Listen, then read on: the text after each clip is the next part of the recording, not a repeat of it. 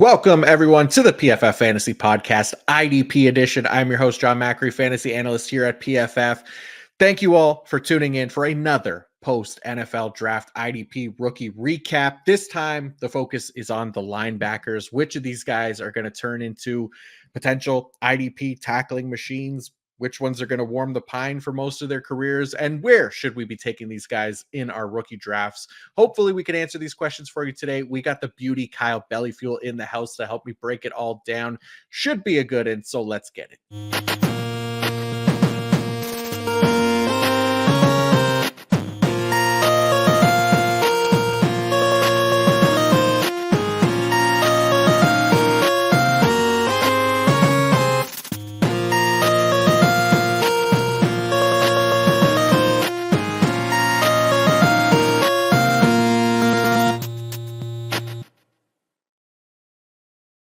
All right, we got the first 8 linebackers drafted to go over, plus maybe a couple bonus names at the end. But first and foremost, his team went linebacker heavy in this year's draft, representing football guys and the Green Bay Packers. It's the one and only Kyle Bellefeiul. KB, how are you now? I'm doing great, man. Good new, as they say on the. Oh, not so bad. No, I'm doing great, man. It's a fun time of year, and as you said, my favorite team made a splash at one of our favorite positions, so it's even more fun, right? It makes it very exciting. Yeah, I'm glad we got you on here to talk about it because, yeah, man, like Green Bay, we'll get into it and stuff, but yeah, 2 linebackers taken in this one, so that should be fun to kind of try to have to sort out. But yeah, how you feeling after the draft, doing all this rookie prep and rookie drafts and rookie rankings, all that fun stuff? It's fun, man. You know, especially like the big build up to the draft, right? There's a million mocks and we're trying to like predict where these guys go. And then when the draft gets here, it's like the anticipation of where they all go. And then it feels like it goes by so fast, right? Those 3 days.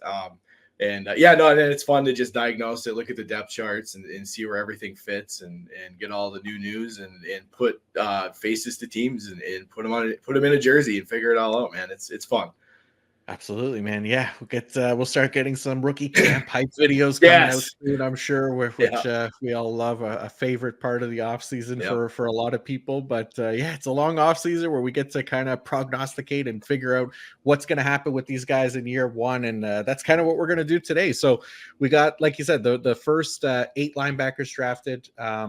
We'll talk about where we're considering these guys, in rookie drafts and things like that, what the year one expectations are for them and beyond that as well. So let's get into it, KB. Without further ado here, your Green Bay Packers strike first at the linebacker position, and they take Edgerrin Cooper out of Texas A&M. What were your thoughts on this one for both the Pack and for IDP? Yeah, this was fun, and I got one right for once, right? Yeah, that makes me like, we've been doing this, 4 years? I'm like 2 for 50-ish. Yeah, we nailed a couple landing spots. Yeah, but the Edgerrin Cooper one was perfect. That was a great one. We got lucky. No, I was excited. I knew they liked him. I seen a lot of the stuff leading. Obviously, we needed a linebacker. Campbell was gone. We're pretty thin outside blocker and McDuffie, but so there was a lot of us that were hyped to see if Green Bay, when they would take one, and they got a good one, I think, here in Edgerrin Cooper. As you said, the first linebacker taken, so that's cool. 45th overall.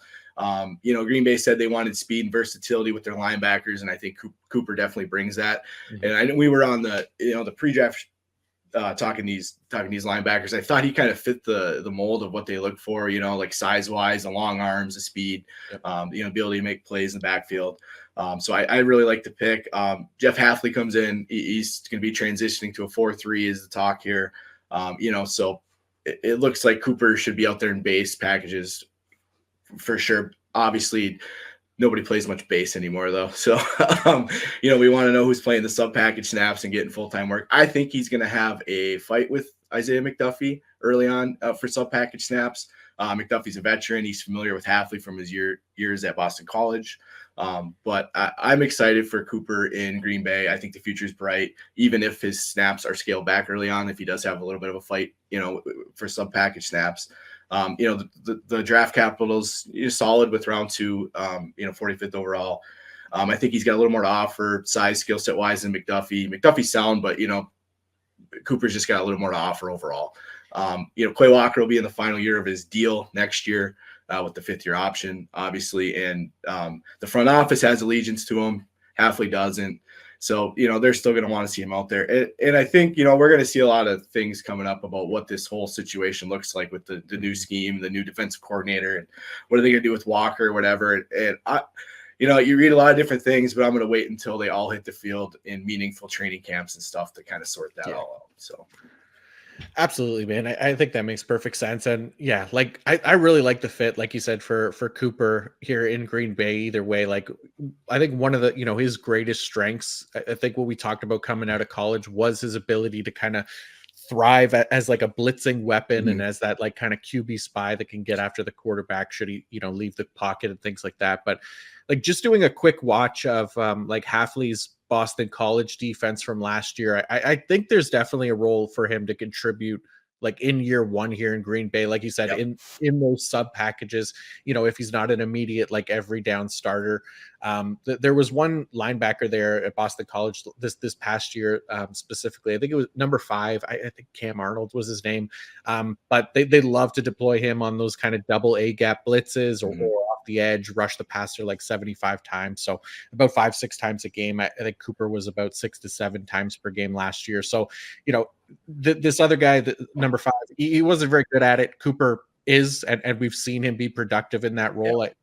27 pressures, 10 sacks in just 2023 alone. Like, I think there's definitely that role at least for him, like as kind of just the minimum. But I am still leaning like right now that the team is probably going McDuffie first. I don't know. I tend to lean McDuffie, like you said. We'll wait to see what kind of happens, how this thing shakes out in camp and stuff like that. But at least to start the season, because I do think he's earned the team's trust last year of filling in, doing a nice job with Quaker and Campbell missing time. But I think there's definitely a role there for Cooper year one where he could at least impress and earn a larger role as the season goes on. So that's kind of how I'm treating him right now. Like, I'm not fully embracing him as a full-time guy, but I don't think it'll be long before him and like Quay Walker are the long-term starters there. I think that's kind of the hope for the team as a team that spent a first-round pick on Quay Walker. But like you said, obviously draft capital being the first linebacker taken in that second round, that puts him in consideration as either first or second linebacker off the board in IDP rookie drafts as well, right? Depending on who you like more, him or the guy we'll talk about in a minute, Junior Colson. But like, unless it's a super tackle heavy league, like where sacks are kind of nerfed in your scoring, that, where it pushes down the value of those defensive line guys, I'm probably not taking him ahead of the top 3 edges or even Byron Murphy in like DT required leagues. So he's on the fringes of that top 5 rookie IDP for me in rookie drafts.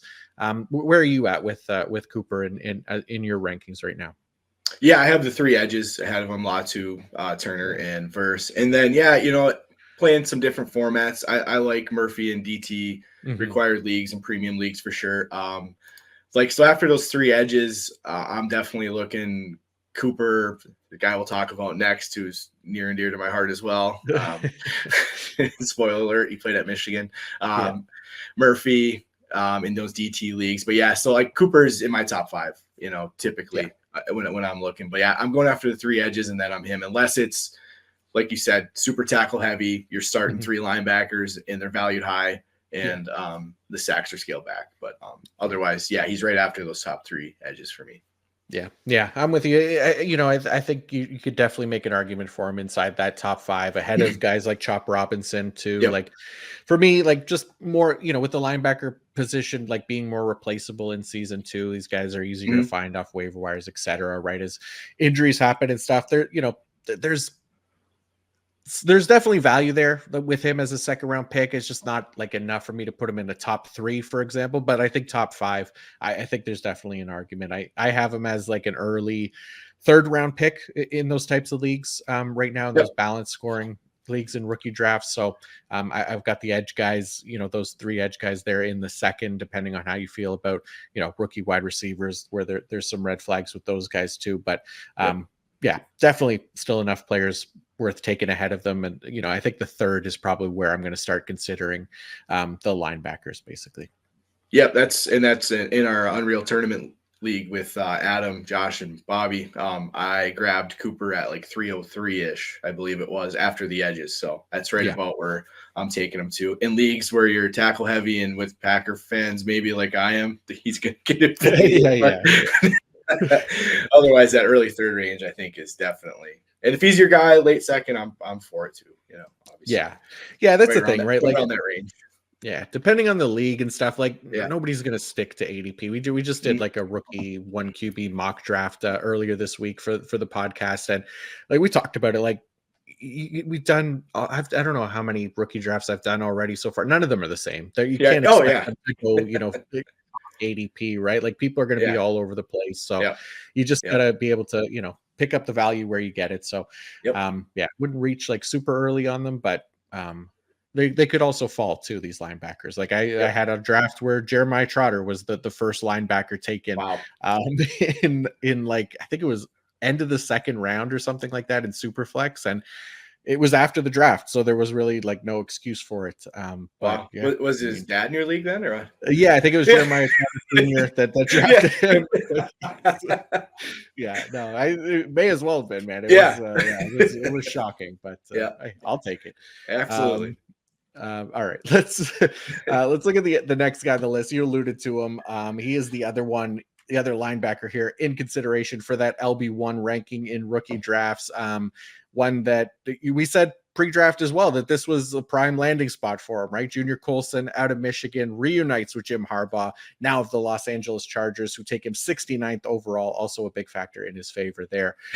So they're really like, couldn't be a more ideal landing spot for Colson here coming out of Michigan, right? Like we knew Harbaugh was going to get at least one of his guys, whether it was Blake Corum or Colson. There was even rumors about JJ McCarthy, but I for one, am really glad it was Colson, because this is such a nice spot for him to produce, I think, for IDP. Like you look at the depth chart in LA, and Denzel Perriman is really the only one with any real NFL pedigree and experience. So, apologies to Nick Neiman and Diane Henley. So I think he'll have a really good shot to start there as, or at least Perriman as probably LB1. But then thinking, considering Colson's experience and success that he's had with Harbaugh, on top of getting that day 2 draft capital now, I really like his chances of emerging there week 1. I'll be curious, like, how are you feeling about it? Is it too high of an expectation for Colson to be a starter in week 1 in this defense, or is he somebody that you'd be tempering those expectations for as a rookie? No, I mean, typically me and you lean that way, right? We think teams are going to go with the veterans and we scale back the rookies' expectations a little bit. We temper them, as we always say. But in this case, I'm with you, man. Like the fit is just too perfect. And we were both a big fan of the player. He was your LB1 on the PFF show. Like you said, he's such a clean prospect as a tackler, and he's a solid processor. He's athletic, size. He's got the full package, and he goes to Jim Harbaugh, and he knows Jesse Minter's system. Like he doesn't have to, it's nothing he hasn't seen. I mean, there's obviously going to be some nuance he's going to have to learn. And it's the game's faster in the NFL and this and that, but the familiarity is just crazy awesome, right? To go with the player that we like. So and then the depth chart, this all stacks up to like a situation where like this is where a day 3 guy, I'm like, this guy could start. Could wear the dot even. Like you said, Denzel Perriman, solid NFL player throughout his career, journeyman. He's been productive. He's been dealt injuries. He's not, this super hill to climb to be the lead guy either. He's solid. Deion Henley, he's a 3rd-round pick from the previous regime. Colson's a better player. I just love I like the player. I love the fit, the familiarity, all of it. And I think this is one of those situations where I'm not tempering expectations as usual. Yeah, that's kind of where I'm at, man. Like, even it's hard, right? Like it's such a perfect situation for him. Like you mentioned the depth chart on top of Harbaugh and everything else. Like if Jim Harbaugh was the coach of Washington and he drafted him and he already had Frankie Luvu and Bobby Wagner there, like I'm not expecting him to start, right? Exactly. But good point. It's Denzel Perriman, who I think will start, and then Yep. it's guys like Henley and Troy Dye and Nick Neiman, like they're literally like Jags at the position. So I'd be shocked. I mean, obviously I love Colson. Like I said, he was pre-draft LB1 for me. I mean, I'm going against my own rule here of not falling in love with rookie linebackers, especially ones drafted outside of the second round. But yeah, I'm here to say, like, I'm embracing Colson as an IDP asset right out of the gate, which is, why he's also on the fringes of that top 5 rookie IDPs for me. While, at the same time, as long as like his ADP doesn't get out of control for redraft and based on what we've seen in the past with third round linebackers and starting opportunities as rookies, which is, not good. I think, there's definitely some reasons to fade him there. Like if he does start getting a lot of hype and drafted highly, like there's reason to, kind of avoid him. And I probably would be avoiding him for redraft, but we'll probably get some clarification on who is starting prior to the season as well. Like there's going to be that. So hopefully it's not like a murky situation heading into the season and during draft season for us, like for fantasy folks. So,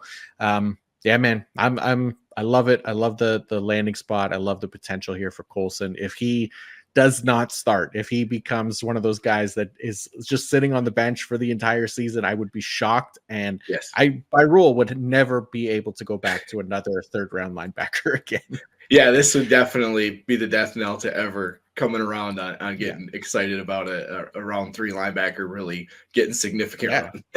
there I don't think there's a more perfect situation than this one specifically, right? Like Harbaugh literally coming out of Michigan in the same year and he's taking Junior Colson with him essentially. So exactly. Man, we'll see. I hope he gets a start. I think he will be. I'm in rookie drafts, I'm ranking him as if he is getting that opportunity right away. But I think he could be a really good long-term starter there for sure. Me too. And I think you did make an excellent point as far as like if he went to Washington or something with like if he had 2, solidified starters, are going to be there. He's not going to jump a guy like Wagner or Luvu or whatever. Right. Like the situation just isn't there in Los Angeles for the Chargers. We're excited. It's all lined up perfectly. Yeah, it's all lined up perfectly. So don't screw this up. Don't mess this up, man. Man. All right, we actually have more day 2 linebackers to cover as well, and one of those guys we did talk about pre-draft, and I thought we liked him quite a bit, and thought we were a bit higher on Trevon Wallace out of Kentucky than consensus. I had him as LB5 pre-draft. I think you were right there with me in that range, but the NFL said he's LB3, dummies, and the Carolina Panthers take him at 72nd overall. So what did you think about this situation? Yeah, I like the spot. Like you said, we both like the player. He's got all the traits you could ask for. He's explosive. It's just the thing with him was processing, right? His eyes needed to catch up to his speed and athleticism. That didn't quite mesh yet, but he was athletic enough. I think you laid it out to fall on his ass and still get up and be able to make a play because he's so damn explosive. But I like this landing spot. I like that he like you said, he did go as the 3rd linebacker off the board, which means they were high on him as well. They thought highly of him too. The Panthers brought in, Frankie Luvu, we were just talking about, went to Washington. So he's not in town. They brought in Josie Jewell on a 3-year deal, paid him pretty well, roughly $23 million. I think he'll likely lead the unit, experienced veteran. It's been around. Shaq Thompson had a pretty tough leg injury last year. He'll be back. He's going to be 30. He's in the last year of his deal. If he's healthy and ready to go, I would expect it to be Jewell and Thompson to start, and because I do think Wallace has a little bit of learning to do as far as a processor, and it gets, it's even harder in the league, right? But it's two guys for him to learn from, sit behind and learn it. And I like the landing spot for the future for sure. Like I said, Wallace has only got 1 year left. He's 30, coming off a tough injury. And, if Carolina's in the tank at the end of the year, they might roll him out if they feel he's ready to get some serious run and see what they got. Why not, right? The last quarter of the season or whatever, give him a little more run. But I like, 2025 is promising when you look at, what's in front of them. Because after Jewell, who'll be there, and Thompson's, like I said, expiring contract after this year, there's that depth chart's wide open. And Wallace is the is the name that sticks out. So yeah, I like him, his potential for 2025, especially if he can progress behind the two vets. Yeah, I'm with you. I think there's, a few 2025 potentials here in this draft class. And yeah, Wallace for me is one of them as well. Like, we talked about how he wasn't necessarily like the best in terms of grades for his college career. I think, we both came away liking what he put on tape and saw the potential there combined with the athleticism.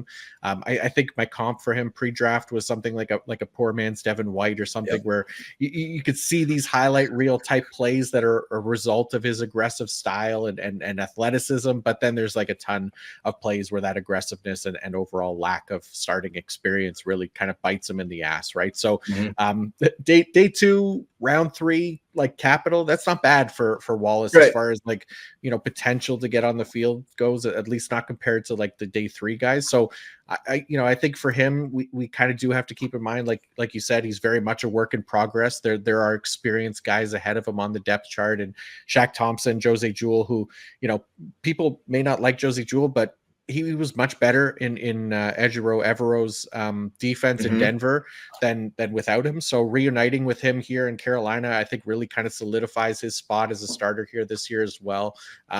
He's going to need to stay healthy as well, obviously, but beyond this year, I think there's definitely more potential for Wallace.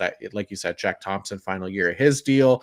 Nothing else really in Carolina to scare you on that depth chart from Wallace potentially being maybe LB2 there as soon as 2025, assuming they don't add any significant competition prior to that. And Carolina is a team that has a lot of other needs. So spending day 2 capital on a linebacker could solidify him for the next season. So we'll see how it goes. But I think, I like Trevon Wallace. So end of the 3rd, early 4th of rookie drafts is kind of where I'm looking at him, mostly because I do like his potential a bit more than others. Otherwise, he'd probably be a bit lower than that. But I like Wallace quite a bit. Yeah, no, I'm with you. I think like once you see Cooper, Colson come off the board, you got to kind of get ready and prepared to, if Wallace is your guy to get him. I like him too in the 4th if you can get him. I think it's a really nice value there. So yeah, once you see those first couple of guys come off the board and everybody's like, okay, everybody's looking at the linebackers that are left now. So you got to kind of get ready. Absolutely. But he's a nice stash for sure for 2025. Yeah, that's what I mean. Pretty much everybody on this list now from this point on, like you're not drafting them for redraft, right? You're drafting them for your rookie squad, your taxi squad to kind of hold for a year, get in on them early, and just kind of keep them on your roster in that taxi squad spot until potentially next year. So, all right, next linebacker drafted. People talk about the surprise falls of guys like Peyton Wilson, Jeremiah Trotter. I think for me, like the bigger surprise was just how much the NFL, I guess Dallas specifically, valued Notre Dame linebacker Marist Liufau, who they drafted 87th overall in that 3rd round, ahead of some of the like higher consensus ranked linebackers like Peyton Wilson, Cedric Gray, Jeremiah Trotter, for example. So let's talk about Liufau, because I think we were both on the same page pre-draft in that we didn't really like Liufau all that much, right? At least for IDP. We talked, I think, 8 linebackers, and we both had him ranked 8th, I think, from that group, right? So, So look, we're not professional NFL evaluators by any means. And then, I do think Liufau has some traits that the NFL teams will like and could lead to him potentially being a better NFL linebacker over time. And maybe that translates to IDP as well. But man, I hated what we got from him in college as far as like projecting him as a future IDP. Like I've talked about this a few times now, but I would say like he is the most tentative tackler in this class, and maybe the most tentative tackler coming out that we've covered in like 4 years of doing this now. And that, shows in his first contact rate and his tackle efficiency for his career as well. Both are the worst in this class. 6.2% first contact rate, and by far the worst tackle rate at 7.8%, which are numbers we'd see more from cornerbacks than linebackers, right? And average tackle rate for people that don't know, like for linebackers is around 13-ish%, and then the average first contact rate is about 9.5%. So he's well below there. It's just because of his play style. Like I said, very tentative, and not that it's not even to say like we should trust those numbers by themselves to correlate to the NFL, because they typically don't, but poor efficiency and poor metrics to that level are typically stickier than those on the higher end of things, the guys that are super tackle efficient and, you know, and have great first contact rates in college. Like the lower end of things sticks a little bit more when you're translating to the NFL, from running the numbers and things like that. So, you know, for Liufau, you could see the holes in his game, like to be productive, basically. And I think he'll have to go through a pretty dramatic transformation to be a good IDP for us at the next level. I mean, I don't know. What do you think? Am I being too harsh here with No. And like you said, those low end metrics are stickier. It's like if it was hard for him in college, it's going to be even harder. You know, Yeah. like you're not. Like, how would those numbers jump as it gets harder in the NFL against? Yeah. You know, that's a great point. No, I know we weren't big fans of him pre-draft. I used the word aggressive with him, and like you said, as far as tackling and in his gaps and reading, he's not. It's when he's off the edge running crazy. Energetic is more, highly energetic is more the word for him, because he does look that way with, you know, the hair flying and he comes flying and tackling too high and whatever. It's more when he's just in space running around. But I'm with you, man. You know, it left to be desired in the box. Yeah, it's a bit of a surprise that he was the fourth linebacker off the board. You know, we talked a little bit before we even got on the show in the chat about how we were both surprised about it. Yeah, that one was like, wow, okay. I read that, I had to read into it a little bit, like what am I missing here? I read Dallas, felt he was a fit for Mike Zimmer's scheme with his ability to play inside, outside, and rush the passer. I mean, obviously they must have saw something they liked, like you said, to take him there. Right. As far as like the linebacker room in general in Dallas, it's like oddly crowded the way I looked at it. Kendricks is brought in as the old vet, knows Zimmer's scheme, right? He's a guy you can rely on. You can put him out there, he can run the defense. He knows Kendricks is getting a little long in the tooth. He's not the same player that was of the Viking Mike Zimmer leader, but he can still play, right? He's still going to be reliable, and you can leave him out there. Damone Clark's still there. He's a guy from the previous regime. DeMarvion Overshone, who we didn't get to see much last year, previous regime guy. He's tall, long, athletic. Who knows, coming back from injury. Then Marquise Bell is that hybrid type that we've seen. So like, it's a weird linebacker room, and like, how does he? So Mike Zimmer comes in, and this is the guy he thinks fits. I don't know how this is going to work out. I'm curious to see what happens. I guess all this said, uncertainty, and we're not a huge fan. He isn't really someone I'm going out of my way to acquire, unless it's late in the draft and there's not much else, right? Yeah, that's the thing, right? Like, he's gonna get an opportunity in Dallas. Like you said, it's a new DC there now with Zimmer coming in, and it was somebody that he drafted. It just, I don't know, it just feels like an odd choice, right? Like maybe he emerges, ends up being a good fit down the road, but I have almost no expectations for him as a rookie, and kind of little beyond that. So, he's going to get drafted in rookie draft because he's a third round linebacker, but he's more in that kind of fifth round range for me, if anything, but well behind guys like Trevon Wallace, who we just talked about, and even behind guys that went after him in the NFL draft. I think, I don't know. This feels like a miss by the league, but I don't know. I'm happy to be proven wrong here. Me too. Yeah. I hope these guys succeed, right? But I hear you. I don't. Like you said, the fifth round. If you want to throw a dart at him, throw on your taxi squad, see how this shakes out. Like you said, Zimmer took him in the new DC. He does, like you said, he does offer some versatility. He's got the long arms. He gets some passing lanes. Sometimes they can throw him off the edge and let him, go. But I'm not overly excited. Like, I think he put it well. I hope we'll see if he proves us wrong. Yeah, that's the thing. I want more of these guys to work out, right? So I don't have to be such a downer and say, look, this is how many day 3 or day 2 linebackers work out in the first 2 years of their career, and then we find more reasons to be optimistic about these guys. But it's just not a situation that I'm really excited about right now. But all right, let's go with what I thought maybe another really surprising pick in the third round. Kyle, your Green Bay Packers target the linebacker position early once again. They take Tyron Hopper out of Mizzou, formerly Florida before that. He was not on our pre-draft list, so I'm really curious to get your thoughts on this one, because I was pretty surprised that he got his this capital and landing spot. How about you? Yeah, I was too. I kind of did a double take when the pick came in. Being we just took Cooper in the second, and Right. then I guess linebacker in the third wasn't out of the question since the depth chart was thin. We're going to this 4-3. We needed some depth, whatever. Yep. Hopper wasn't a guy on my radar, But yeah, as far as Hopper as a player, he's kind of got that thinner athletic build look to him, a little bit longer. I thought on tape, he's feisty as a blitzer for a guy who's a little thinner framed. He's got some speed to close, when he gets there, like I say, he's feisty blitz and he can get there. Green Bay said they liked his speed and length. He ran a 4.68 at it, a 4.68 40 at his pro day, which isn't great, but the Packers said they clocked him in the 4.5s. So that's what Brian Gutekunst said. They also said they thought he ran fast on tape and really gave him credit on his play speed. So yeah, you look at the 40 time and then they're saying he's, a full tenth of a second faster.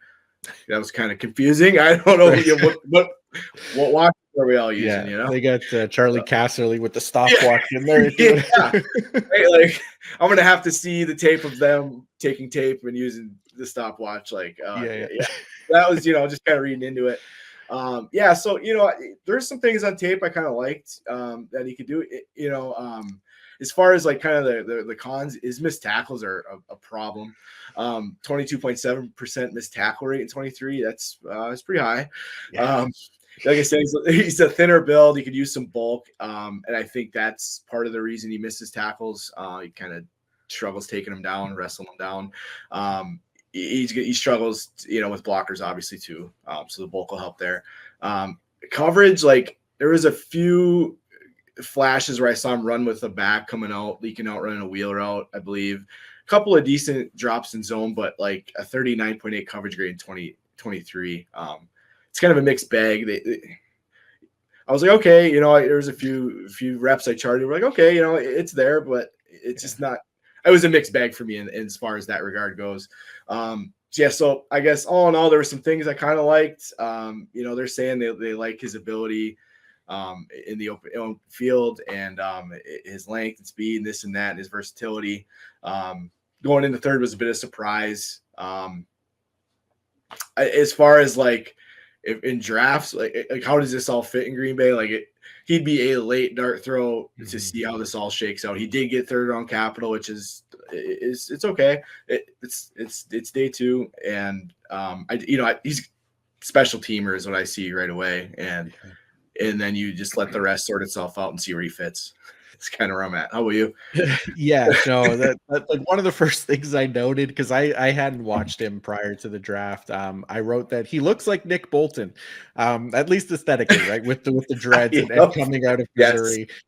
But that's about where the comparison ends for me. On the field, I definitely had the same concerns as you, like the 39.6 coverage grade in 2023. Like that was one of the worst marks in the entire FBS. The 22.7 missed tackle rate last year, also terrible. He has the worst negative play rate for his career among this year's linebacker class.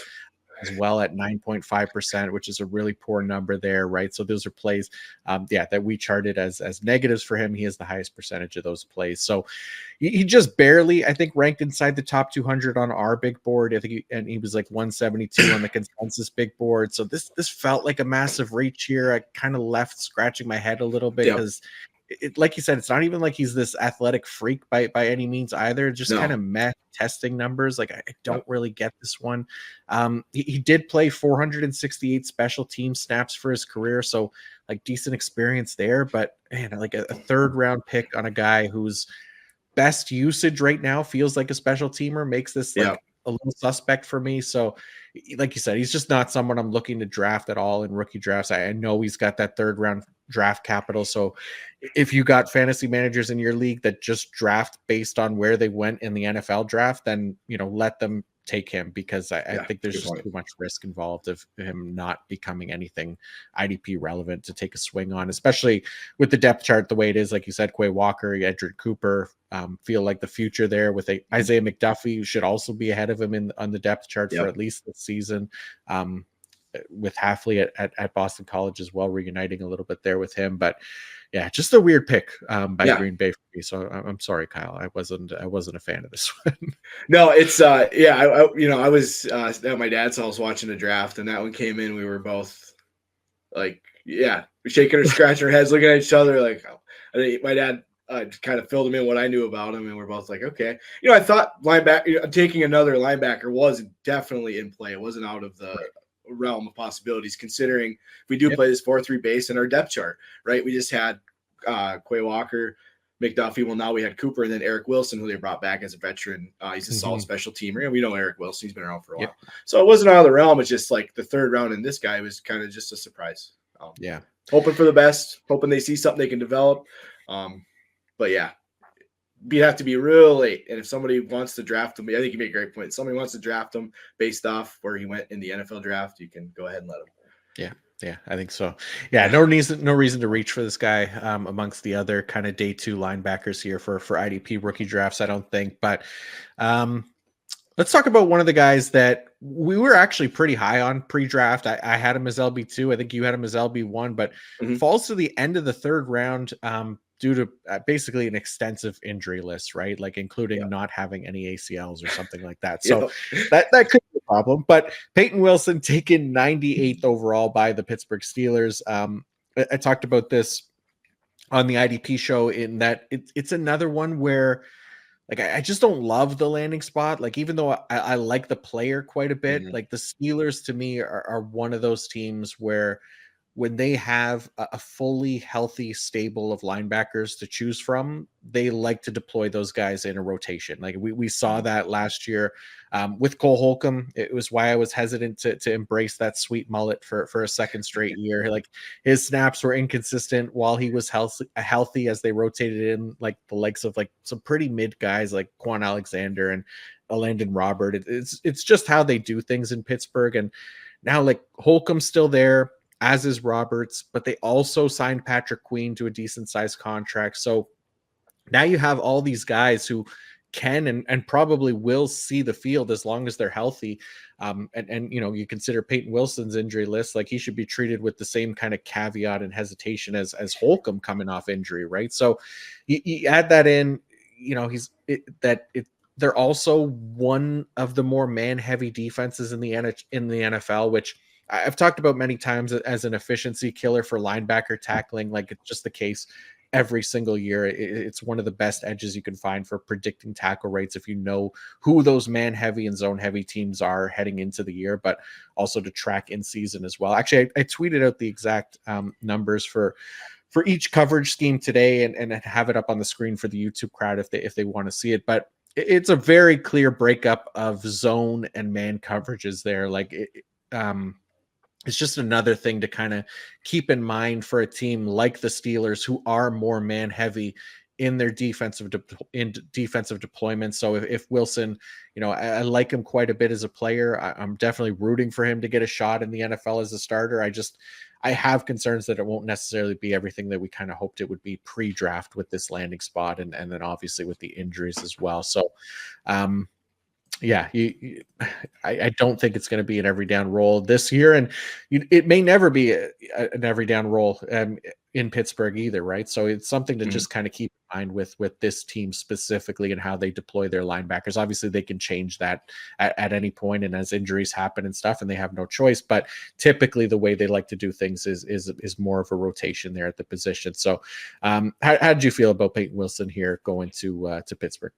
No, I think you laid it out perfectly, and I'm right with you. I'm a huge fan of Wilson, the player and the talent. I don't necessarily like the landing spot very much at all.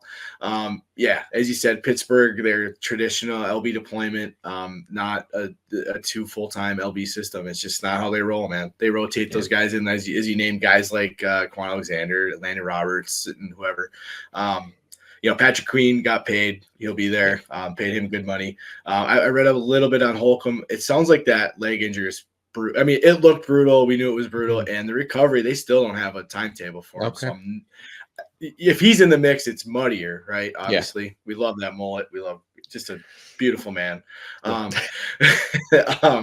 Yeah. So I'm curious. Like they said, it's there's no timetable yet as far as some of the things I read. We'll see. Landon Roberts is still there. He was a solid IDP producer if you looked at the box score, but he, 50% snap guy, unless everybody was hurt, he was playing big snaps. Right. But it's just how they roll. Roberts isn't reliable in coverage, so I think Wilson has the edge there if he can get going. I think Wilson is the better talent in the group after Queen. That much I'm confident in. I like the player. I like his skill set. He can do it all, I think. The health, obviously, like you said, he slipped because of the health concerns. He doesn't have ACLs. Shout out Josh Ramer had my favorite quote was, "You can't tear what you don't have." Shout out Josh. Shout out Josh. I love that. So that was excellent. I put that on a t-shirt. I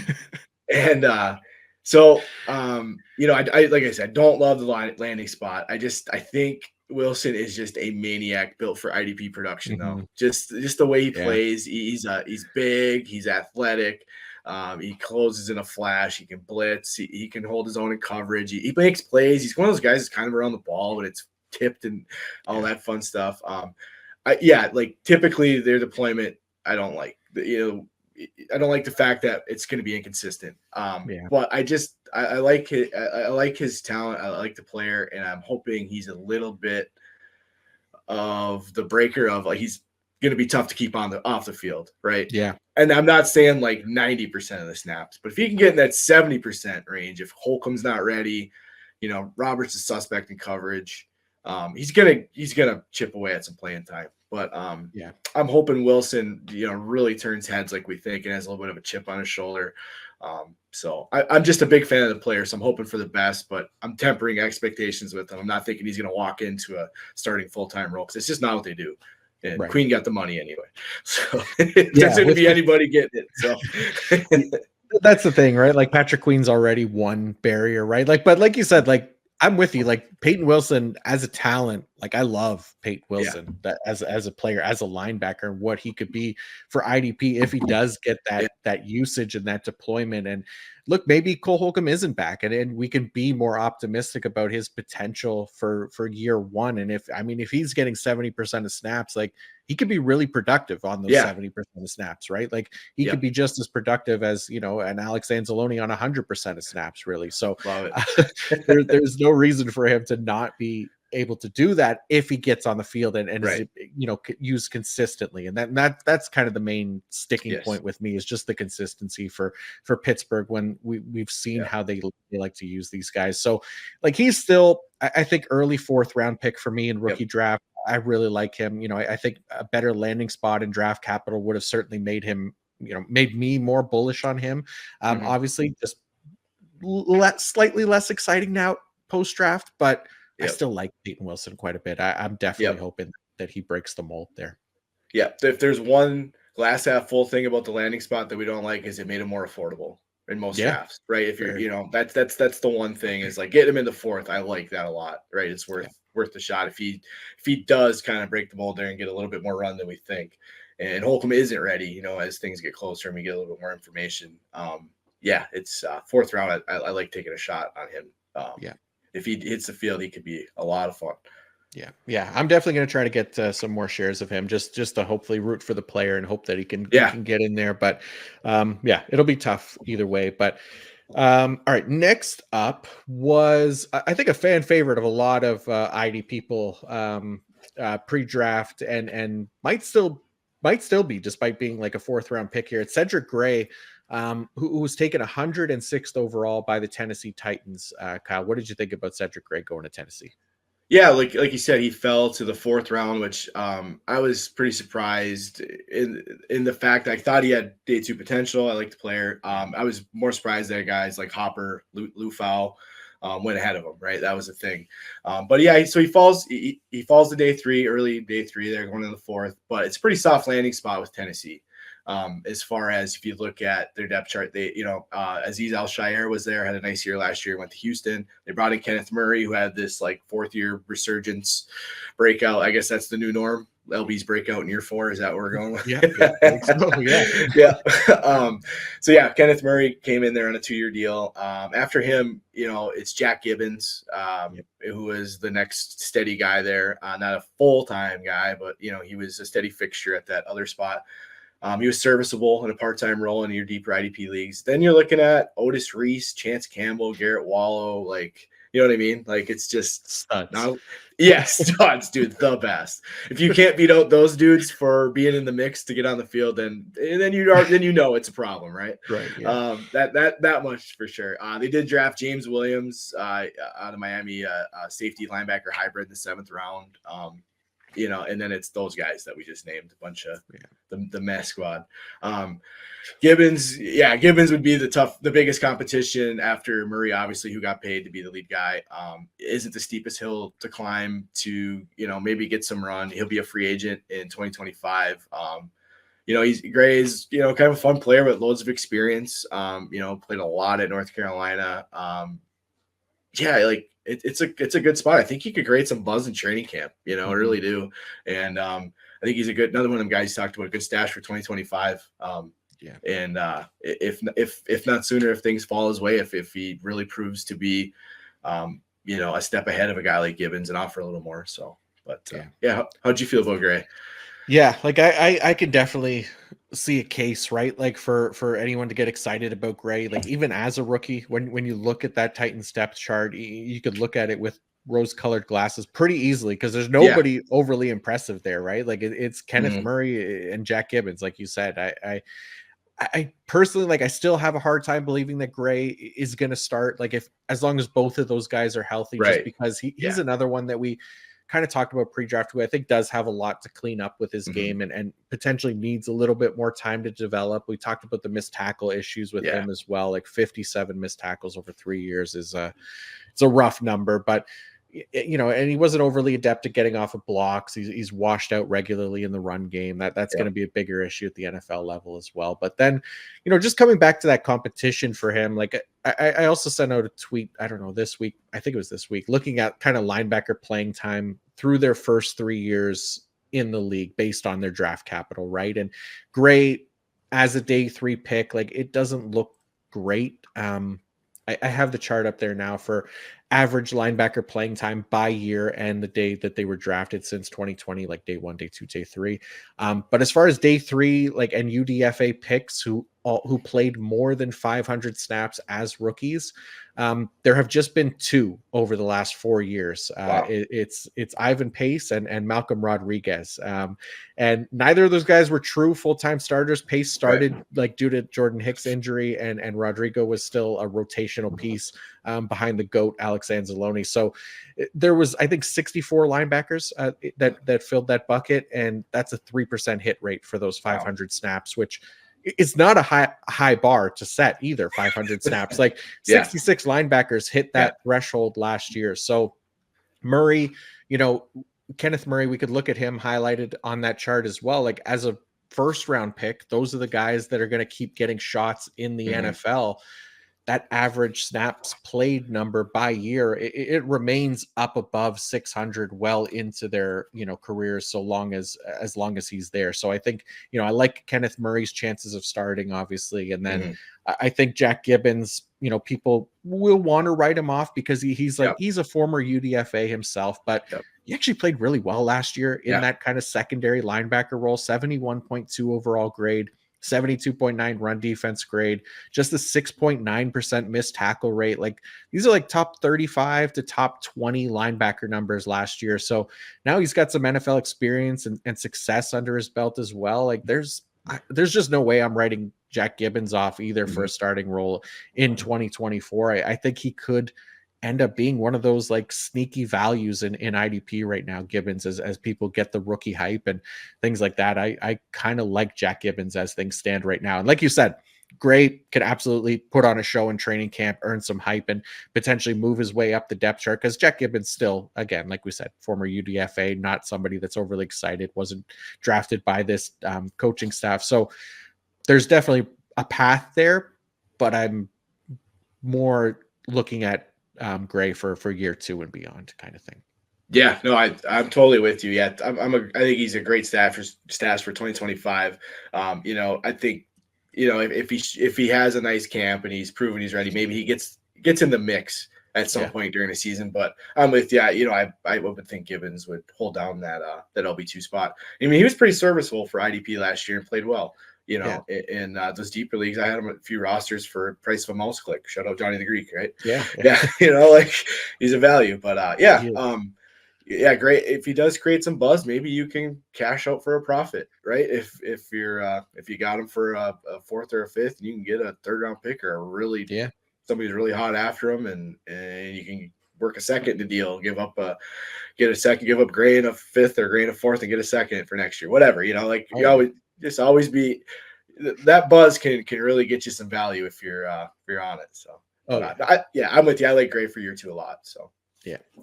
Yeah, I think that makes sense. All right, last name on our scheduled list here, at least. The Seattle Seahawks spent some fourth round capital on Tyrese Knight out of UTEP, another guy that we didn't cover pre-draft, but lands among the first 8 linebackers taken. So Seattle did need some more help at linebacker, I think, but I think we were maybe hoping for maybe more of that day 2 capital. But Knight comes in, he's outside the top 200 on the PFF big board, just barely inside the top 200 on the consensus big board. Now on a relatively thin depth chart here in Seattle. So that's something at least. But again, we just went over the likelihood of day 3 picks playing consistent and essentially reliable snaps for IDP. That 3%, again, is not a good success rate. But maybe there's some room for him as well beyond this season. Like, I'm not the biggest fan of Jerome Baker, who they brought in via free agency on a 1-year deal. They also brought in Tyrell Dodson on a 1-year deal, who really played well last season in Buffalo, despite not being a starter there. I think he'll get a chance to start in Seattle this season and is probably going to end up also being a really nice value in drafts. But that being said, they're both 1-year deals, right? So the chances of them both being back next season are low. The chances of Knight taking over as a starter in year 2, well, also kind of low, but all things considered, in that mostly they're probably going to keep adding to that room in 2025, like free agency and draft. And, we see it time and time again with these day 3 picks, especially that we're hopeful for. They just don't pan out. So I don't mind taking a swing on Tyrese Knight near the end of rookie drafts. I don't know. I think, if you're optimistic about him, it probably has to be cautious optimism at best, considering, him being a day 3 pick, but it's not the worst depth chart in the world. There's definitely a path there for next year, depending on how much they address the position. So yeah, how did you feel about Tyrese Knight in Seattle? Yeah, I kind of liked Knight as a prospect. I wrote a pre-combine article. Me and Joey, the Tooth, shout out Joey. We kind of do profile articles in the sense of like we do pre-combine top 10, and they're just kind of profile articles that list our top 10 dudes and some other names to know. And Tyrese Knight came in at LB9 for me. I didn't necessarily watch everybody. I got about 18 to 20 deep. I kind of liked Knight. I thought he was a solid run defender. He was super productive at UTEP. Obviously, that production and tackle rate isn't a key factor to transitioning to success in the NFL. But, he was productive. And I thought as a tackler, he was confident in his reads. Wasn't always right, but he was confident in his reads. And I thought he had good burst when he got downhill, filling his gaps. So that was one thing that kind of I really dug when I watched his tape. Some of the cons were I thought his block shedding needed some work. There's a little shaky in man coverage. He had some active hands. He had 12 passes defended over his last 2 seasons. So that was, something there, a little bit of production there. So I kind of liked him as a player. He just kind of, out of UTEP, right? You're like, okay, let's check this guy out. And I kind of liked him as a run defender, which is good for IDP when that kind of sticks out to you. Landing spot, like Seattle was a spot, right? We were eager to see who they would pick. And you got Mike McDonald, defensive-minded head coach, coming in, and they only brought in Dodson and Jerome Baker, who I'm not the biggest fan of either. On 1-year deals, I get it. He's a nice veteran. You can plug in and he's going to do what you ask and be fine. But so yeah, it's like these guys are both on 1-year deals and there's not much else. And the new staff brought in Knight. It is, you just put up the data, right? The likelihood of snaps day 3, not great. But yeah, like I like taking a stab at all that said. I like taking a stab at night late in drafts for 2025 to see if they bring him in. I like that Mike McDonald, former Michigan guy, homer here. The dude knows defense. He's running the show. He must see something he can try to mold out of night. And but I agree. I expect him to keep adding to the room right in the drafts. So, but if Knight can have a promising year one, and those other guys are on 1 year deals and they don't strike extensions or whatever, like maybe he's in the mix next year. And I think he's definitely a guy that I'm targeting in drafts as a taxi squad stash to see how it works out, because it's a pretty open depth chart after two guys that are on 1 year deals. And we know what Baker is. Dotson's a little bit of I'm kind of eager to see what Dotson is, right? He played well in Buffalo and he gets a shot here, and we'll see, but still a bit of unknown. So but all that said, I'm with you. I like Knight as a late round dart. One of my favorite guys that I'm looking at late to throw in that taxi squad and hope for the best. So. Yeah, no, I'm with you. I think that there's definitely a spot for him to get drafted in rookie drafts, like end of the 5th, early 6th round, depending on how deep your drafts go. Could be one of those guys that you add in free agency after the draft as well. But if it's only a 5-rounder, but depending on how you feel about him, I think there's definitely a spot for him at the end of the 5th round. And I'm with you. I think there's definitely potential there. It's just, again, you're not spending much to take that shot. Yes. So you may as well, right? Yeah, exactly. But that's our whole list. So, speaking of guys, at least with poor draft capital that maybe have a chance to emerge down the road, we do got a couple more quick hitters to touch on before we wrap. Anyone for you that stands out aside from the 8 we covered today that you'd be looking to add to an IDP roster this year, likely as, again, a taxi squad stash in Dynasty? I know it's a guy who you like as well. It's Jordan McGee, 5th round pick by Washington out of Temple. Kind of a guy that fits today's NFL, right? Rangy dude. His tape was fun. I like Jordan McGee. He's a good athlete. And he gets to sit and learn behind Bobby Wagner, which is great, right? And Frankie Luvu as well. 5th round capital. It's late. Wagner's there on a 1 year deal. Luvu's there for 3 year deal, whatever. But Jamin Davis is an afterthought. They just declined his 5th year. This regime has no allegiance to him. So, he's a complete afterthought. So I like him as a fun little stash for 2025 just to see what happens. But fun player. How about you? Yeah, I feel the same way. I like Jordan McGee quite a bit. Like, there's definitely a theme here with most of these linebackers that we like them for year 2 kind of thing, right? Like, I say Jordan McGee, I put him on this list. I do say it with like a caveat that, since 2006, just 10% of 5th round or later linebackers who played fewer than 500 defensive snaps as rookies exceeded that number in year 2. So just 10%. Obviously low. We're not expecting him to play 500 defensive snaps as a rookie either. So with Luvu and with Wagner and even Jamin Davis on the team. But that number's slightly higher for if you're looking at just 5th rounders. It's 14.3%, still not good, but it's at least a little bit better. But I think he could be a really nice fit in Dan Quinn's defense. Like Quinn's Cowboys last year, or no, over the past 3 seasons in the league, they had a 72.2% blitz rate from the box, which is primarily, again, a linebacker alignment. This was an area that McGee, I think, excelled in college. 37 pressures, 11 sacks on 80 pass rush snaps over the past 2 seasons. He also improved his play overall each season while he was at Temple. Had an 89.5 overall grade this past year, as well as career highs in run defense, 83.1, and coverage, 79.8. So, there's definitely some hurdles to avoid in the 2025 offseason for him to stick in that starting role, but it could be similar to Damone Clark, right? In Dallas. That was Quinn's last 5th round linebacker. And he played nearly 800 snaps last season in his 2nd year. He was one of those outliers. So for that reason, I kind of like McGee. I think he'd be another one of those guys worth a late flyer in drafts. And then one more name, I think we both have the same name here as Yep. well. Worth talking about pre-draft. We talked about Jeremiah Trotter Jr. And you nailed this linebacker landing spot as well, because you said that he would go to the Philadelphia Eagles just like his dad, and Yeah, he low absolutely hanging did, fruit. right? Yeah, Yeah, but that was the same thing with Colson, right? But yeah, it yeah, still happened. So yeah, I don't think he would have been on our like sleeper list like pre-draft. I don't think most people would have had him in that range, but right.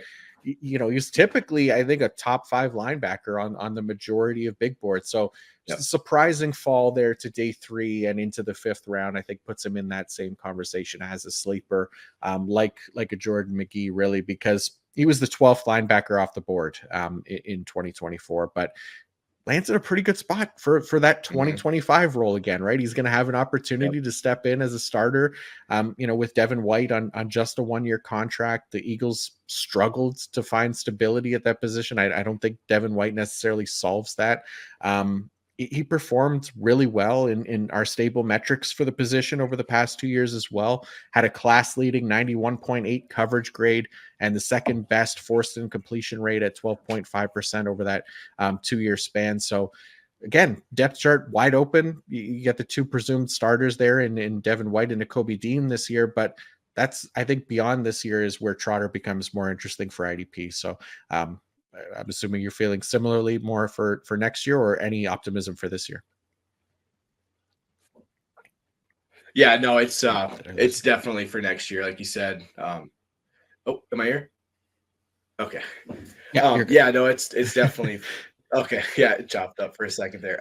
Yeah, I'm with you. It'd be for next year, right? Like you said. I like Nakobe Dean when he's healthy. He's not been a fixture of health there, right? I'm eager to see him stay healthy and get a bigger sample size. And yeah, Devin White 1-year prove it deal.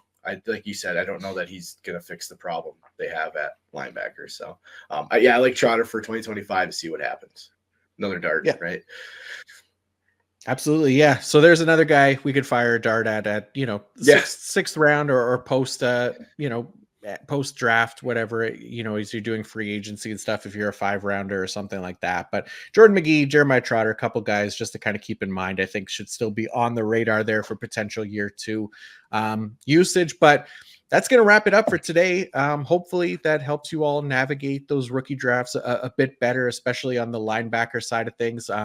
But yeah, if you're looking for the defensive line discussion, Joey the Tooth and I covered that last week. You could go listen to that right now as well if you haven't already. And then we're going to cover DBs next week with John Glosser as well. So thank you all very much for tuning in and listening. If you're on the YouTube, please don't forget to like and subscribe. That helps us a ton as well. And as always, a massive thank you to the thriller from the Upper Peninsula, Mr. Kyle Bellefeiul. KB, thanks so much for always doing this, man. It really means a lot that you're always willing to come on here and talk linebackers with me. I really appreciate it, man.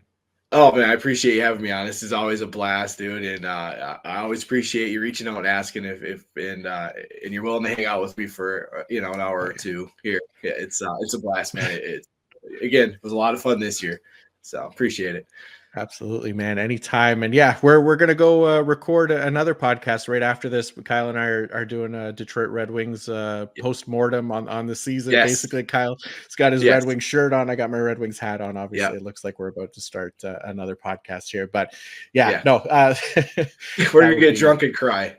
Yeah, that's essentially the entire podcast. Yeah. But yeah, man, before you do go, please remind everybody where they could find more of you and your work as well. Yeah, you can find all my work over at footballguys.com, rankings, articles, stuff like that. Me and my buddy Joey the Tooth, who was with you last week talking defensive line, we got a top 40 IDP rookie big board coming out here in the next couple days, I believe. And then we did a staff IDP only mock draft that should be out as well in the next couple days. So those were a lot of fun to work with Joey and all the guys on the staff. It's always fun to collab and get to different ideas and stuff. But yeah, all my work's over there, and I'm around the Twitter. I don't post a whole lot or do a whole lot, but if you ever have any questions, feel free to reach out. I'm happy to help if I can. There you go. Yeah, definitely check out Kyle's work over at Football Guys and on the Twitter at KBell54. As for me, everything again, PFF.com. I got the rookie IDP sleepers up there. I think I'll have veteran IDP winners and losers post NFL draft as well. Got the offensive rookie sleepers up on the site as well. So appreciate anybody who checks those out. They're all free on PFF.com. But thank you all again for listening. And until next time,